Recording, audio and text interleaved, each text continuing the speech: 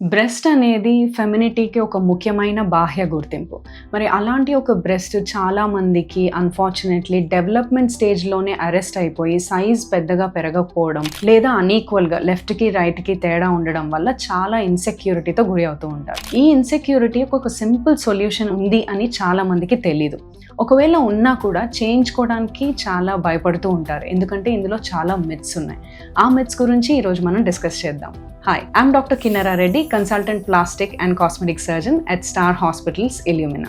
Breast augmentation అనేది చాలా simple surgery. మొట్టమొదటిగా బ్రెస్ట్ ఇంప్లాంట్స్ పెట్టుకుంటే క్యాన్సర్ వస్తుంది అని చాలా మంది భయపడుతూ ఉంటారు. దీని గురించి మీరు భయపడాల్సిన అవసరమేం లేదండి. సర్జరీ చేసే ముందు స్క్రీనింగ్ టెస్ట్లన్నీ కూడా చేస్తాం. అండ్ సర్జరీ అయిన తర్వాత కూడా మీరు డాక్టర్స్తో రెగ్యులర్ ఫాలో అప్తో ఉంటే క్యాన్సర్ గురించి భయపడాల్సిన అవసరం ఏమీ లేదు. బ్రెస్ట్ ఇంప్లాంట్స్ పెట్టుకోవడం వల్ల చాలా అన్‌న్యాచురల్‌గా ఆక్వర్డ్గా పెద్దదిగా కనిపిస్తాయి అని చాలా మంది భయపడుతూ ఉంటారు. సో బ్రెస్ట్ ఇంప్లాంట్స్ అనేవి మల్టిపుల్ సైజెస్లో ఉంటాయండి.